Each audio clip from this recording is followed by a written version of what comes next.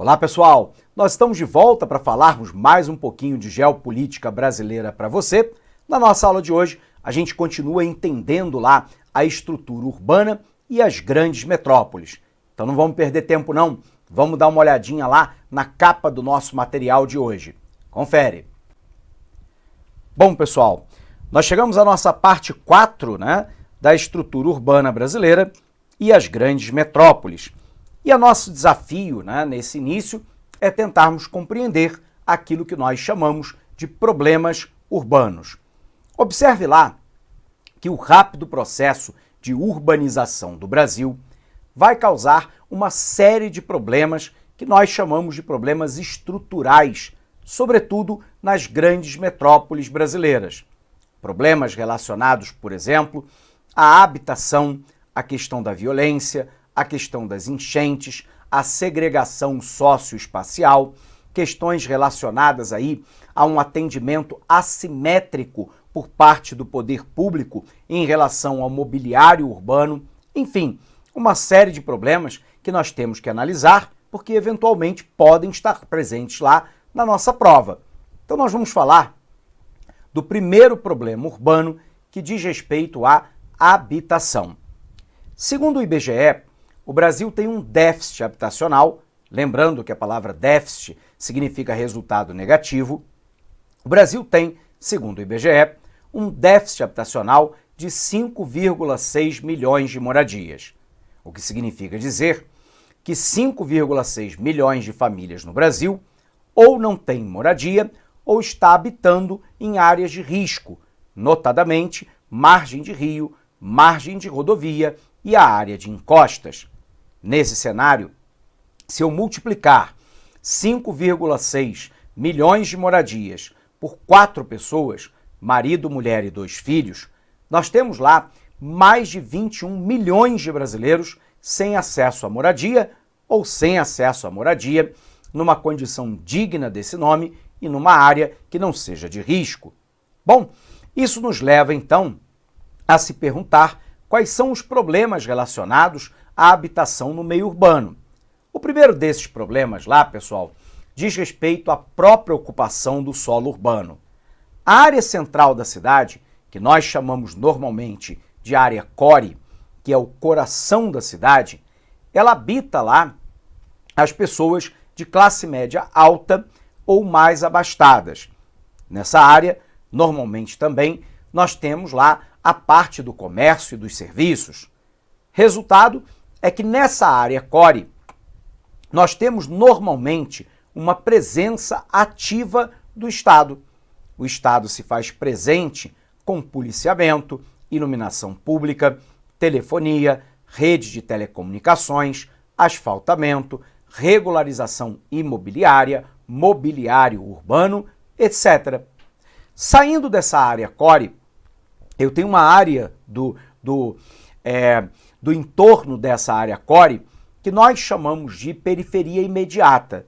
A periferia imediata é uma área onde mora a classe média média, e nós vamos poder perceber que essa área normalmente é uma área de especulação imobiliária, o que significa dizer que os agentes econômicos adquirem terras, as grandes incorporadoras imobiliárias, a classe mais abastada, pressiona a prefeitura para que a prefeitura entre com a infraestrutura de saneamento básico, de telefonia, de iluminação, de asfaltamento. A partir daí, o terreno se valoriza e então ele é loteado e vendido normalmente para a construção de grandes condomínios fechados. Portanto, na área da periferia imediata, muitas vezes nós vamos encontrar os famosos vazios urbanos. Mas observe que a área mais afastada ainda da área core é a periferia propriamente dita, notadamente onde a classe trabalhadora mais pobre ou de classe média mais baixa habitam. E nessa área, a primeira característica é a própria ausência do Estado. O Estado não se faz presente de maneira correta na coleta do lixo, em levar água potável tratada, encanada e distribuída, no recolhimento e tratamento do esgotamento sanitário, na iluminação pública, no asfaltamento, no mobiliário urbano, como praças, não cuida das calçadas, não faz a poda das árvores. Ou seja, o Estado ele atua de maneira assimétrica pelo espaço geográfico. Ele tende a priorizar as áreas centrais das cidades em detrimento da área periférica. Pois bem, mas é justamente nessa área periférica em que a população de baixa renda é obrigada a habitar, porque não tem renda para morar próximo da área central. Nessa área, então, é muito comum a favelização e a periferização da força de trabalho. O que é que caracteriza uma favela? Uma favela ela é caracterizada pela ocupação irregular de terra devoluta, terra que pertence ao Estado ou a terceiros, notadamente em área de risco, margem de rio, margem de rodovia e encostas, num processo de construção sem apoio técnico de engenheiro civil, de arquiteto, numa área não urbanizada pela prefeitura e, portanto, num crescimento caótico e desordenado. É isso que caracteriza a favela, sobretudo a ausência do Estado. A periferização da força de trabalho, ela acontece porque, primeiro, a cidade cresce de maneira horizontal. Quando ela estoura a capacidade, ela cresce de maneira vertical. E quando essa verticalidade é rompida, a cidade então começa a crescer na zona metropolitana, que são as cidades satélites do entorno da metrópole principal, criando, portanto, um processo aí de periferização da força de trabalho. O problema é que, como essas áreas são áreas mais longínquas, além de não terem a atenção devida do poder público, são áreas que muitas vezes causam graves prejuízos para a classe trabalhadora e também para a classe empresarial. Primeiro, porque o trabalhador demora muito tempo no deslocamento casa-trabalho, trabalho-casa. Portanto, isso significa que o trabalhador muitas vezes já chega cansado ao local de trabalho, perdendo produtividade na sua mão de obra. Ele perde um tempo precioso que ele poderia estar se dedicando à qualificação profissional, ao lazer, a estar junto com as pessoas que ama, ao ensino, ao estudo. Observe lá que há uma perda, então, de produtividade da força de trabalho e há uma perda da qualidade de vida desse trabalhador. Algumas vezes, nós temos uma situação, inclusive, em que o trabalhador perde a sua empregabilidade. Como ele mora muito longe do local de trabalho e o empregador sabe que o custo de deslocamento é alto no pagamento do vale-transporte, que muitas vezes esse trabalhador vai chegar atrasado ou irá faltar por problemas relacionados à distância, é possível que talvez esse trabalhador não seja contratado. Portanto, nós vivemos uma situação absolutamente dramática sob o ponto de vista da habitação. A falta de investimento público em moradia popular, o sistema financeiro habitacional, que é um sistema burocrático e caro, que cobra taxa de juros elevadas. Ao mesmo tempo, sem apoio técnico, não é incentivado no Brasil a autoconstrução comunitária, que poderia ser uma alternativa. O governo poderia desapropriar uma área, entrar com a regularização imobiliária, entrar com um projeto de engenheiro civil e de arquiteto que acompanharia a obra e a própria população, num sistema de autoconstrução, poderia construir as unidades habitacionais. Infelizmente, essas ideias são ideias esparsas pelo território brasileiro e não acontecem de maneira sistêmica. Resultado, um intenso processo de segregação socioespacial. A população de alta renda ou de média renda se isola, se autossegrega, dentro do condomínio fechado, com um sistema de monitoramento por câmera, alarme, arame farpado, segurança privada armada, etc. E do outro lado, você tem a população segregada na favela e na periferia, criando um apartheid, uma separação socioespacial dentro da cidade, criando aquela ideia da cidade bipartida. Legal? Vamos botar no quadro? Vem para cá. Então, pessoal, o nosso primeiro problema urbano é a habitação.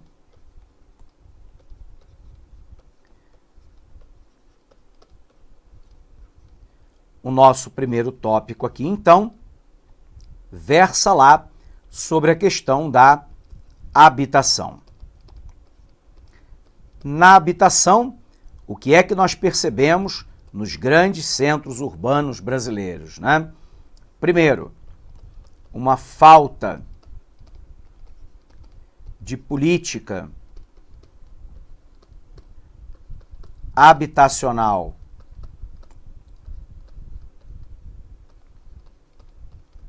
para a baixa renda. Só muito recentemente nós tivemos a criação do programa Minha Casa Minha Vida.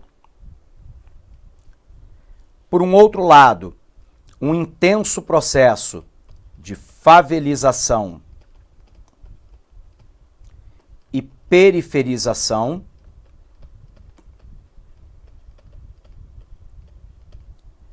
Nós observamos uma tendência à segregação socioespacial. De um lado, a favela e a periferia, e do outro lado, nós vamos ter lá o condomínio fechado de classe média alta ou a classe mais abastada. O resultado é que essa falta de política habitacional para a população de baixa renda impele a população mais pobre a uma favelização e a uma periferização. E há um grave problema de segregação socioespacial. Observe, pessoal, que o governo ele tende a atuar sobretudo na área core. Lembrando que a palavra core significa coração, né? É o coração da cidade. No entorno dela, nós temos o que nós chamamos de periferia imediata.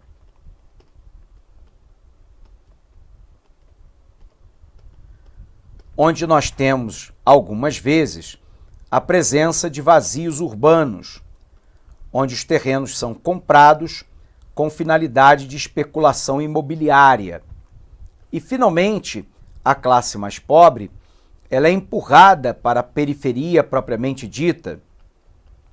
E nessa periferia, eu tenho um atendimento extremamente precário por parte do Estado com aqueles elementos básicos de urbanização: regularização imobiliária, saneamento básico, policiamento, rede de telefonia, telecomunicações e energia elétrica, asfaltamento de ruas, rede de transporte eficiente, etc. Tudo isso cria um grave drama, né, nas grandes metrópoles brasileiras em relação ao problema da habitação. Legal? Vamos conferir então? Dá uma olhada para cá. Então, o rápido e desordenado processo de urbanização ocorrido no Brasil irá trazer uma série de consequências, em sua maior parte negativas. A falta de um planejamento urbano e de uma política econômica menos concentradora irá contribuir para a ocorrência dos seguintes problemas. Nessa própria foto, você percebe a ideia da cidade bipartida, né? Observe que eu tenho, de um lado, a favela,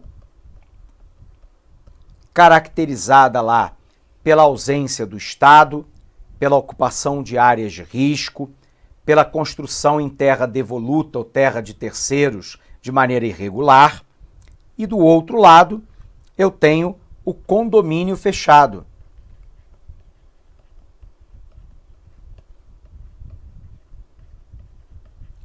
Onde Nós vamos encontrar, portanto, uma população autossegregada, que não quer participar dos níveis de violência fora dos muros. Observe lá, então, que nós temos uma série de problemas, um dos quais nós já discutimos, que é a questão da segregação socioespacial, e outro, que é a desigualdade de acesso nos serviços públicos. Nesse sentido, então, a favelização é um dos problemas mais candentes. As ocupações irregulares nas principais capitais brasileiras, como Rio de Janeiro e São Paulo, serão fruto do grande fluxo migratório em direção às áreas de maior oferta de emprego do país. A falta de uma política habitacional acabou contribuindo para o aumento acelerado das favelas. Observe aqui a percentagem de municípios que declararam a existência de favelas ou similares. No Rio de Janeiro, 29,6% dos municípios declararam ter favelas. No Sul, esse número sobe para 40%. No Norte, também para 40,9%. No Nordeste, 32,6%. E no Centro-Oeste, 19,5%. Mas observe lá que o campeão de municípios com favelas é o estado do Rio de Janeiro. 68,4% dos municípios declararam ter favelas, seguido aí, pelo Amazonas e pelo Pará. Mas esse fenômeno é um fenômeno nacional.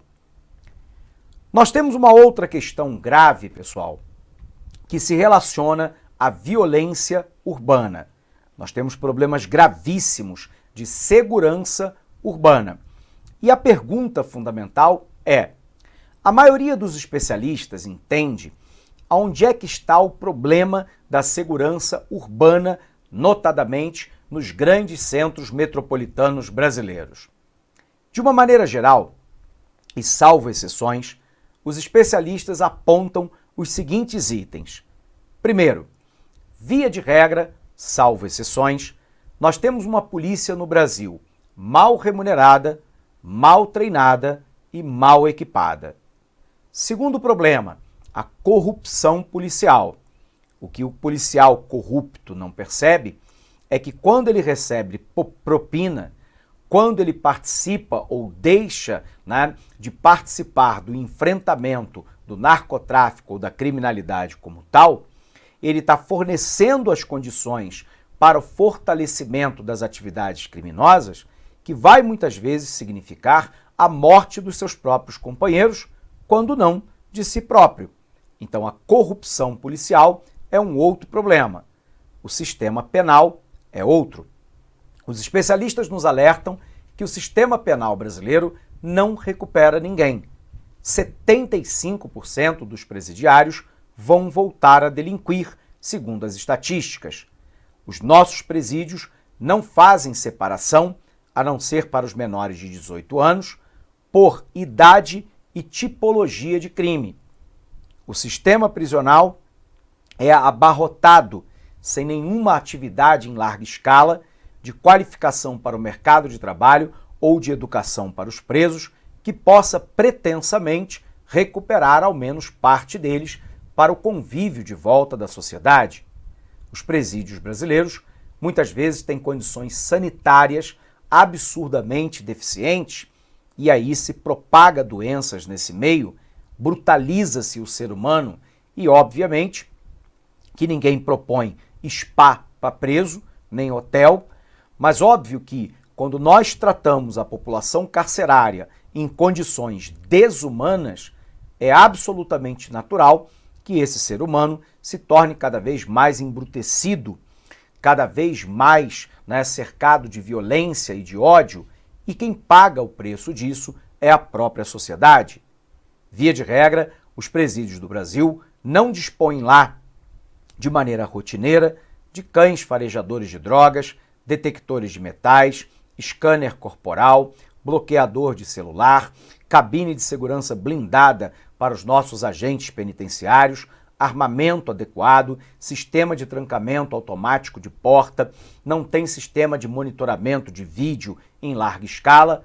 Resultado, os presídios brasileiros são mais um local onde se pratica o crime. A entrada de telefone celular, de arma branca, de arma de fogo, de drogas é apenas um dos componentes desse sistema. Nós temos também um judiciário lento. Muitas vezes o judiciário demora muito tempo para a apreciação de um caso. E todas as vezes em que o judiciário é lento, já se faz injustiça, porque não se julgou no tempo devido sequer para condenar aquele delinquente. Portanto, aprimorar o nosso Código Civil e Penal, de processo penal, dar agilidade ao judiciário é uma das medidas que os especialistas entendem como sendo necessárias. Outra questão é o próprio Código Civil, Penal e de Processo Civil, que tem que passar por ampla revisão para poder evitar as chicanas jurídicas, muitas vezes encontrados por bons escritórios de advocacia, que vão protelando o cumprimento da pena. Outra questão importante para o nosso país, segundo os especialistas, é que nós tivéssemos lá um processo, de recuperação de parte dos presos, sobretudo aqueles que cometeram delitos menos graves. Isso pode significar lá nós termos um sistema de educação profissionalizante e trabalho dentro do sistema prisional, onde o trabalhador preso pode então contribuir para o sustento da sua família que está fora ou criar uma poupança para quando ele for sair do sistema, se preparando para uma profissão no mundo legal. Portanto, são todos mecanismos que acabam criando aí no nosso país um sistema caótico de segurança pública. Confere aqui. Mesmo com o crescimento industrial do país e com a grande oferta de emprego nas cidades do Sudeste, não havia oportunidades de emprego o bastante para o grande fluxo populacional que havia se deslocado em curto prazo de tempo. Por essa razão, o número de desempregados também era grande, o que passou a gerar o aumento de roubo, furto e demais tipos de violência relacionados às áreas urbanas. Causas da violência, segundo a população. A pobreza e a miséria é apontada como a primeira causa, 24,1%, a justiça falha, com 19,1%, o tráfico de drogas, com 19%, as leis brandas, com 15%, a corrupção policial, com 11%, a falta de policiamento, com 7,6%, e não sabe ou não respondeu, 4,3%. Outra questão é a poluição. Observe que os grandes centros urbanos brasileiros são aqueles que também concentram a maior parte do setor industrial. E a poluição industrial se soma a um modal de transporte inadequado, que é o modal rodoviário. Você sabe, então, que nesse modal rodoviário nós vamos ter lá uma grande emissão de dióxido de carbono. E isso causa lá, em áreas metropolitanas notadamente, pelo menos 4 grandes problemas ambientais. O primeiro é o aumento da quantidade de poluentes particulados no ar por centímetro cúbico. O segundo é o fenômeno da ilha de calor. A ilha de calor é o aumento da temperatura média local em relação à sua periferia. E ela se dá, dentre outros fatores, pelos poluentes industriais e pelos poluentes emitidos pela queima de combustível fóssil, como gasolina e óleo diesel, derivados de petróleo. Eu tenho lá um outro problema, que é a inversão térmica. Numa condição, abre aspas, normal, o ar mais próximo à superfície é um ar quente e quanto mais afastado, mais frio ele é. No período do inverno, normalmente, isso ocorre nesse período, eu às vezes tenho a chegada de uma massa fria e ela se desloca para baixo da massa quente, de maneira que ocorre uma inversão. O ar mais próximo ao solo, ele fica frio e o ar mais acima, quente. O problema é que quando eu tenho aquela condição normal, ar quente embaixo, ar frio em cima, o ar é ascensional, ele sobe e, portanto, ele contribui para a dispersão de poluentes. Quando ocorre a inversão térmica, a massa fria penetrando por baixo da massa quente, o ar frio não é ascensional, ele não sobe. Resultado, concentra maior quantidade de poluentes junto ao solo. O quarto fator diz respeito à acidificação da água da chuva. Observe lá que toda a água da chuva é ligeiramente ácida. Mas observe você que nós temos lá o potencial hidrogeniônico, o famoso pH, que nós estudamos lá no ensino médio. Observe que de 0 a 7 eu tenho eu tenho um ácido, e de 7 a 14 eu tenho um alcalino, uma base. Toda chuva é naturalmente ácida, porém, o lançamento de poluentes na atmosfera, dentre outros, pelas indústrias do meio urbano e pelo sistema de transporte, acaba reduzindo o pH dessa chuva, e ao reduzir o pH, ela se torna cada vez mais ácida, causando, por exemplo, danos a estruturas metálicas, como, por exemplo, automóveis, pontes, danificando monumentos, ao mesmo tempo causando a acidificação do solo, das fontes de água, eventualmente provocando desflorestamento, matando as árvores, ou desfolhamento, que é eliminando as folhas das árvores. Portanto, num dano ambiental evidente. Confere aqui comigo. Um outro problema, então, pessoal, dos grandes centros urbanos se refere à poluição. E essa poluição, ela está muito relacionada aos poluentes industriais e também os poluentes do modal rodoviário. O resultado é que essa poluição cria uma série de problemas, como, por exemplo, o fenômeno da ilha de calor, que é o aumento da temperatura média local, a inversão térmica, que não é um problema ambiental em si, porém, em área poluída, a inversão térmica acaba não dispersando os poluentes no ar, a sua concentração próxima ao solo causa danos, à saúde humana. Temos ainda o material particulado no ar. Ele é, sobretudo, potencialmente danoso para os idosos, para as crianças e os que sofrem lá de asma, bronquite, rinite, etc. Nós temos ainda um outro problema, que é o fenômeno da chuva ácida. A chuva ácida corrói a estrutura metálica, acidifica as fontes de água, acidifica o solo, provoca desflorestamento e desfolhamento. Portanto, a poluição é um dos grandes problemas urbanos enfrentados no cenário contemporâneo. Sendo assim, observe aqui.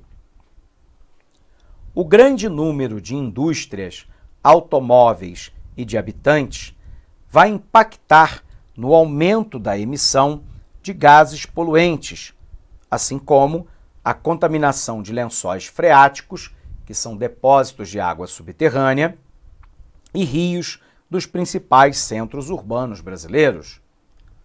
Observe que nós temos um outro problema relacionado às enchentes. E aí vem a pergunta, Professor, por que rotineiramente a gente ouve falar de enchentes em grandes centros metropolitanos, como São Paulo e Rio de Janeiro? O primeiro problema diz respeito à impermeabilização do solo urbano. Calçada, asfalto, prédio, casa, paralelepípedo, tudo isso dificulta a infiltração da água no solo.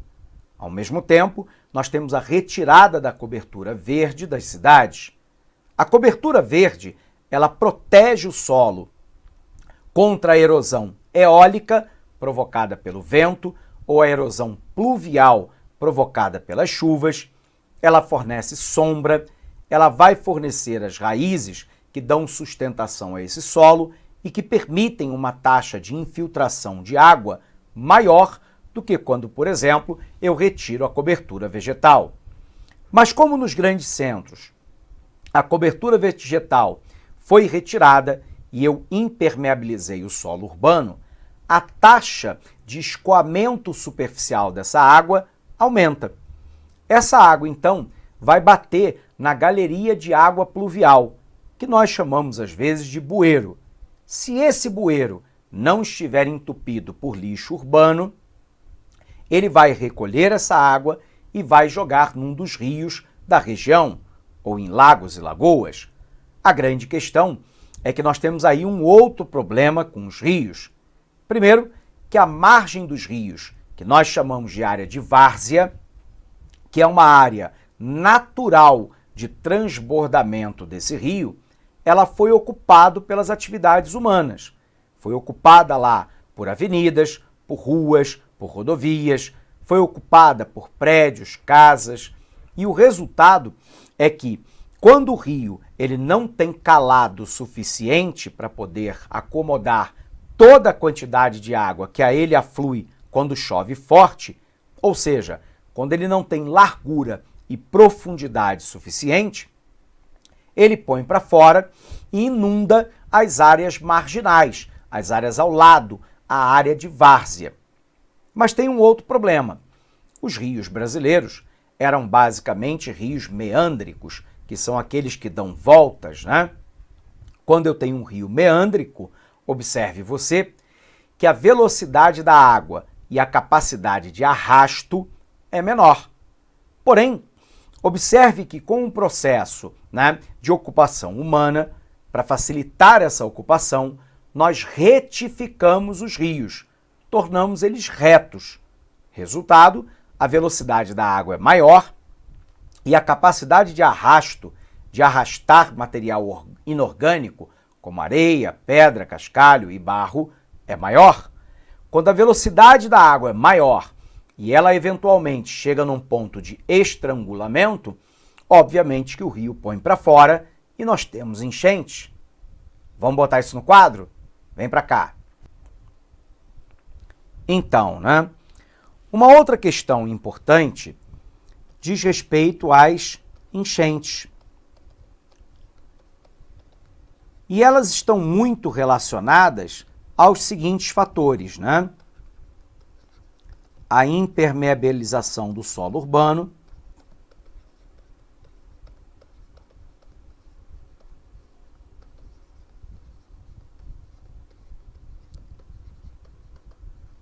a ocupação das várzeas,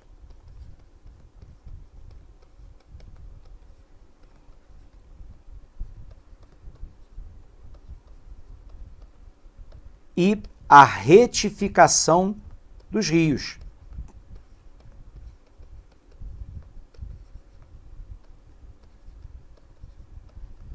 Então, como é que os rios eram no passado? Eles eram assim. Nós chamamos isso aqui de rios meândricos. Observe lá que, para facilitar a ocupação humana, nós retificamos os rios. Com a retificação, a velocidade da água é maior, a capacidade de arrasto é maior, e se essa água chegar num ponto de estrangulamento, se ela não tiver como vazar rapidamente, eu tenho então o fenômeno das enchentes. Sendo assim, a impermeabilização do solo pelo asfaltamento,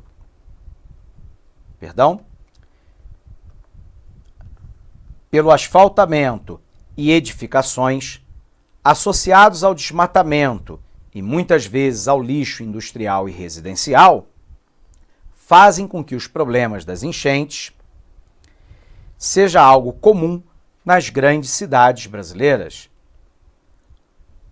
Nós temos, então, que entender um conceito importante agora, que nós chamamos de metropolização. O que é a metropolização? É a concentração de atividades econômicas e de pessoas nas metrópoles. A pergunta-chave é: por que nós tivemos tanta concentração de pessoas e atividades econômicas nas metrópoles, professor?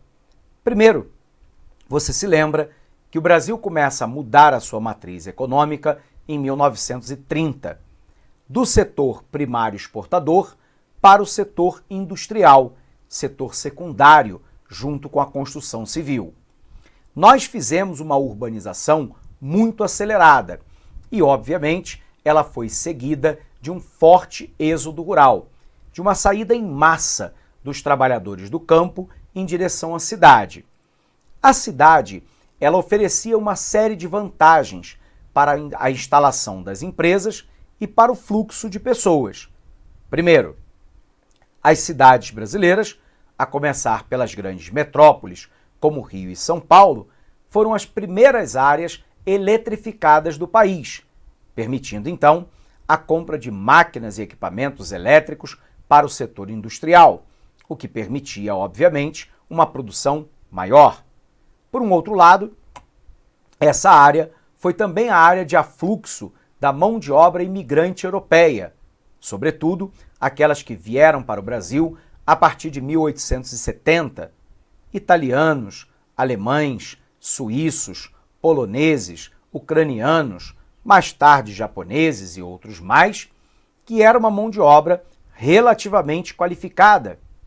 Muitos deles já haviam trabalhado no setor industrial da Europa e representaram aqui uma mão de obra relativamente qualificada para o estabelecimento de indústria nas cidades.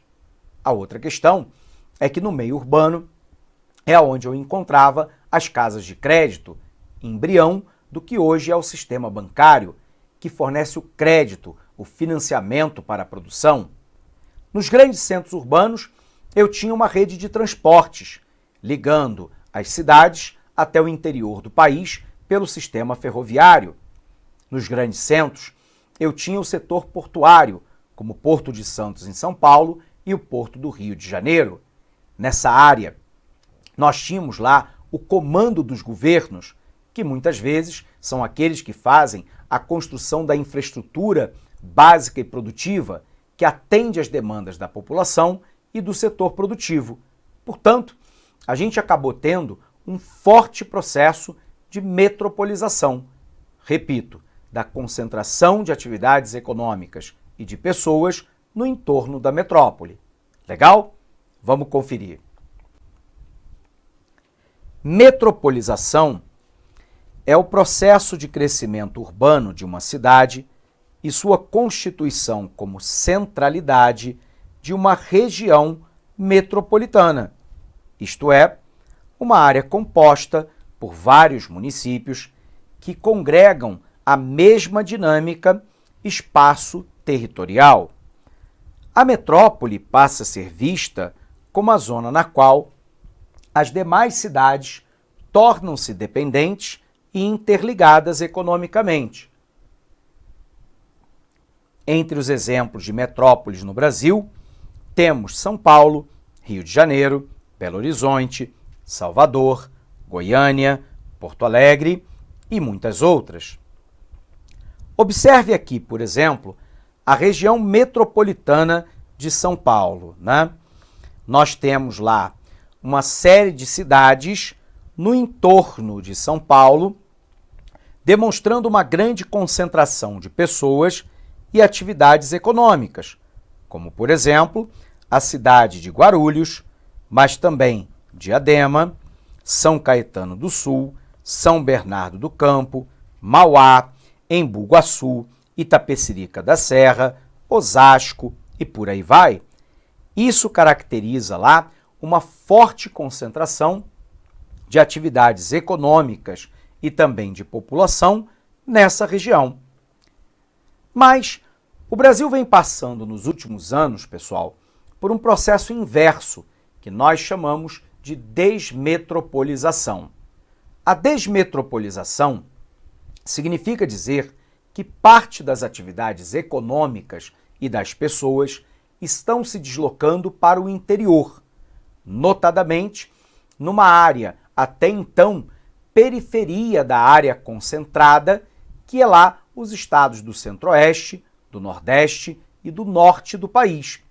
Observe lá que essa desconcentração espacial das atividades econômicas, da produção, da indústria, ela contribui para que parte da população queira sair do grande centro urbano e ir para o interior. Então, quando nós olhamos a desmetropolização, nós podemos falar em dois conjuntos de fatores. Primeiro, um fator de repulsão da metrópole. Esses fatores de repulsão estão ligados lá, sob o ponto de vista empresarial, aos níveis elevados, de violência, como roubo e furto de cargas, por vezes o terreno caro para instalação empresarial, impostos mais elevados, uma mão de obra mais qualificada, mas também mais cara, a presença de um sindicato mais forte, um trânsito caótico que dificulta o deslocamento de matéria-prima e de produtos acabados. Por um outro lado, sobre a ótica da população, nós temos nos grandes centros o chamado caos urbano, elevados índices de violência, trânsito caótico, sistema de saúde e educação pública colapsada, elevados níveis de poluição, informalidade da força de trabalho, etc. Resultado, as cidades pequenas e médias do interior hoje crescem a uma taxa demográfica e a uma taxa econômica maior do que as grandes metrópoles. E isso é bastante interessante porque a gente começa a ver uma desconcentração da produção e também da população no Brasil. Isso vem fazendo com que pessoas e empresas se desloquem para cidades pequenas e médias, num processo que nós chamamos de desmetropolização, ou seja, de desconcentração de atividades econômicas e de pessoas no entorno da metrópole. Observe que esse processo de desmetropolização, ele não guarda relação lá com uma perda de importância, pelo menos até agora, dos grandes centros metropolitanos. Não significa dizer, até agora, que os grandes centros metropolitanos estejam evoluindo na sua capacidade de produção de bens e serviços ou ainda na sua própria constituição populacional. Mas observe que as grandes metrópoles perderam capacidade de atração e de retenção não somente de atividades produtivas, mas também de pessoas. E aí, as cidades pequenas e médias do interior ofertam para as empresas e para as pessoas exatamente o inverso da metrópole.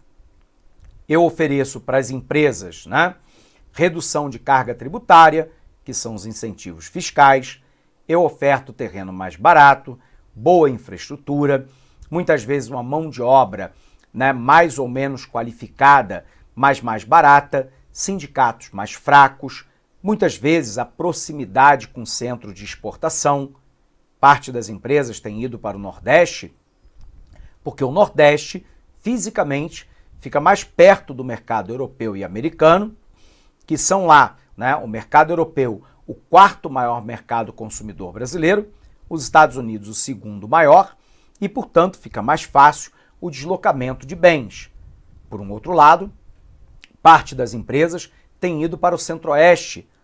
Observe que eu estou mais próximo de países parceiros do Brasil, como do Mercosul, Argentina, Paraguai, Uruguai, eventualmente Bolívia, Venezuela, nós poderíamos citar aí outros, como o Peru, e, portanto, há uma desconcentração espacial das atividades econômicas e da concentração populacional, num processo que nós chamamos de desmetropolização.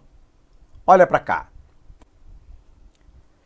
Atualmente, encontra-se em curso no Brasil o processo de desmetropolização, que é a diminuição do crescimento das metrópoles em benefício das cidades menores, sobretudo as cidades médias.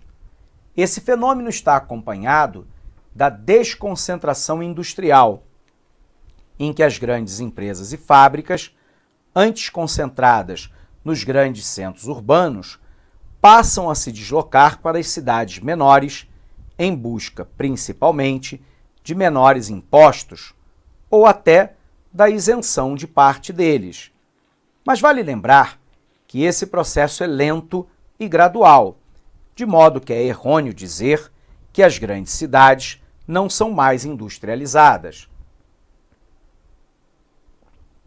Esse gráfico é antigo, mas ele nos permite ter a noção exata do que nós estamos falando. Atente aqui para a desmetropolização em São Paulo. A taxa anual de crescimento populacional de São Paulo, em 1920, era de um acréscimo anual de 4,51. Esse ápice é alcançado na década de 60, com 5,58% de crescimento anual de população. Em 2000, o crescimento foi de apenas 0,91. Ou seja, a metrópole ela deixou de ter a capacidade de atração de pessoas e atividades econômicas, num processo, claro, de desmetropolização.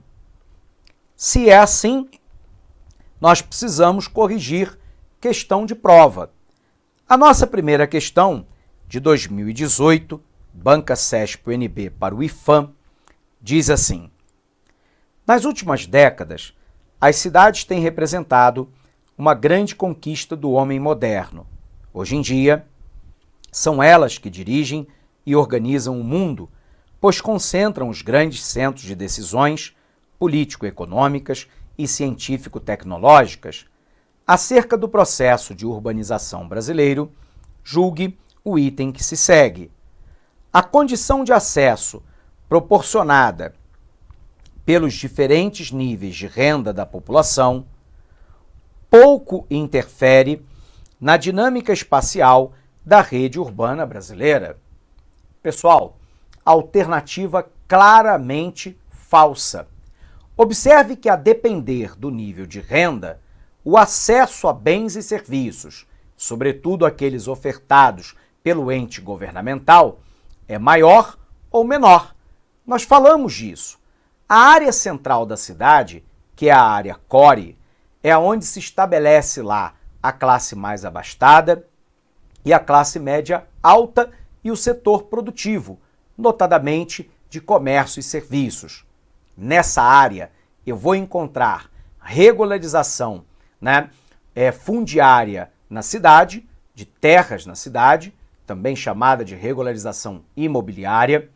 Eu tenho mobiliário urbano, como, por exemplo, postes, eu tenho praças, pontos de ônibus, locais de lazer, mas eu tenho asfaltamento, telefonia, iluminação, telecomunicações, poda de árvore, grama cortada, policiamento, corpo de bombeiros, unidades de saúde. À medida que eu me afasto dessa área core e vou para a periferia, o Estado se faz ausente com esses mesmos elementos. Então, a depender do nível de renda, isso é determinante aonde você vai habitar. E se você terá lá mais ou menos acesso aos bens e serviços ofertados pelo Estado e pelas atividades produtivas como um todo. Portanto, o nível de renda é determinante na dinâmica socioespacial. Tanto que, de um lado, eu tenho um condomínio fechado, autossegregado, e do outro lado eu tenho a favela e a periferia segregada pela sua condição social e econômica. É a cidade bipartida. Legal? Confere. A condição de acesso proporcionada pelos diferentes níveis de renda da população pouco interfere, está errado, na dinâmica espacial da rede urbana brasileira. Alternativa incorreta. Alternativa falsa. Vamos para a segunda. 2013, Banca CESP-UNB.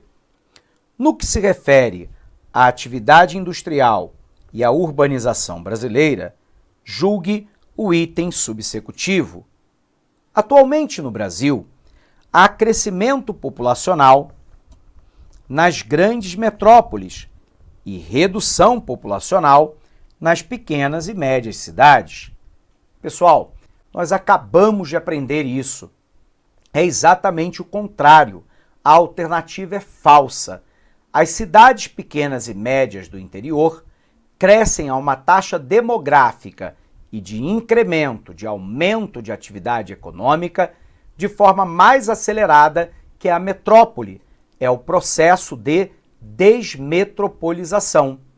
Então, olha para cá. Quando nós olhamos lá para a metropolização,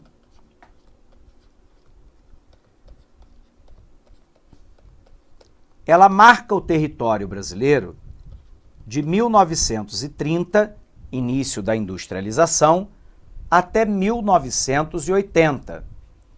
A partir de então, nós vivemos a desmetropolização, que passa lá, né, da década de 1990 até os momentos atuais. Portanto, o crescimento é maior na cidade pequena e média do interior do que na grande metrópole. O processo é inverso daquele que estava na afirmativa. Portanto, a alternativa está incorreta. Ela é errada. Veja aqui. Então, pessoal, atualmente há crescimento populacional nas metrópoles e redução populacional nas pequenas e médias cidades. Essa alternativa está incorreta. Vamos para a próxima. Terceira questão, 2013, Secretaria de Estado de Educação do Alagoas disse assim: no que se refere à atividade industrial e à urbanização brasileira, julgue o item subsecutivo. Na região centro-oeste, atenção para essa questão, a formação de áreas metropolitanas foi vinculada ao projeto industrial e desenvolvimentista de Juscelino Kubitschek. Alternativa incorreta. O desenvolvimento metropolitano do Centro-Oeste esteve ligado à transferência da capital da República, do Rio de Janeiro, para o Centro-Oeste com a construção de Brasília. Por um outro lado, a partir da década de 70, com o avanço da nova fronteira agropecuária, com a tríade soja, milho e algodão, atraindo outras atividades econômicas para as metrópoles como Goiânia e também de população. Não está ligada ao processo industrial de JK, porque JK não desconcentra a indústria que até então estava concentrada no sudeste e sul do país até a década de 1990. Portanto, quando a afirmativa atrela o crescimento metropolitano do Centro-Oeste, porque se ele falasse do Sudeste, estaria correto, mas ele está falando do Centro-Oeste.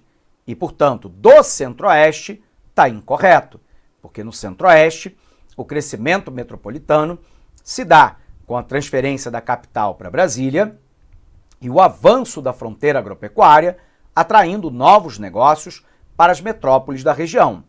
Legal? Portanto, a alternativa incorreta. A alternativa é falsa. Sendo assim, vamos para a quarta questão. Perdão, para a quinta questão, né? Infelizmente aqui a quarta questão desapareceu do nosso material. Então vamos lá para a nossa quinta questão. A quinta questão traz um mapa e ela coloca aqui a população urbana. Observe lá que quanto maior a quantidade de pontos no mapa, maior a concentração urbana. Se nós tracejarmos lá o antigo Tratado de Tordesilhas,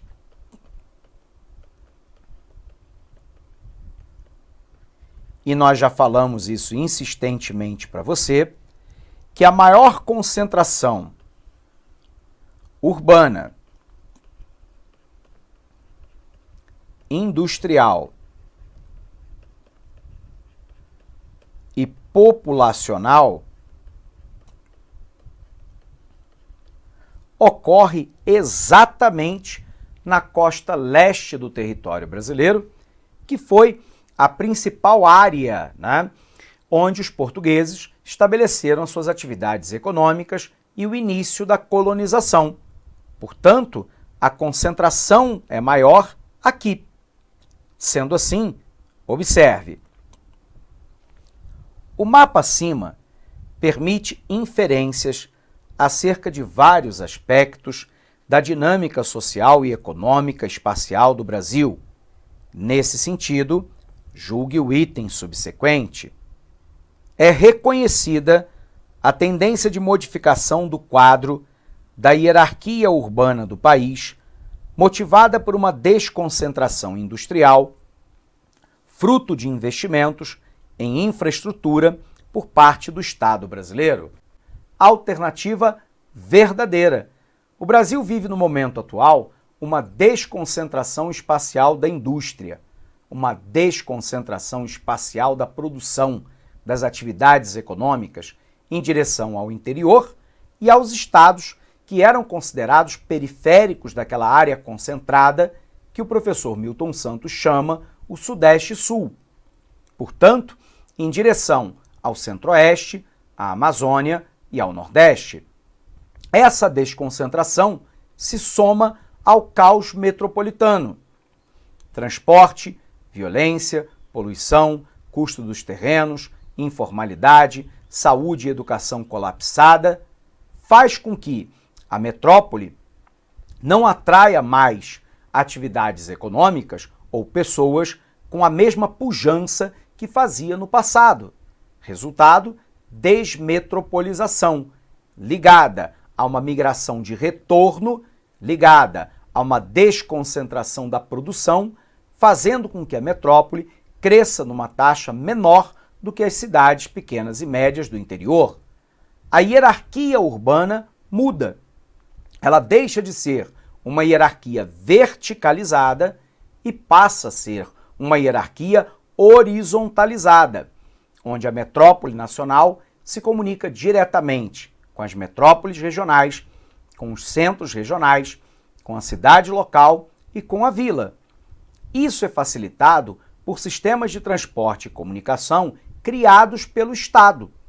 Rodovias, ferrovias, portos, aeroportos, mas ao mesmo tempo rede de telecomunicação, rede, de telefonia móvel, que vai permitir o encurtamento da distância pelo tempo.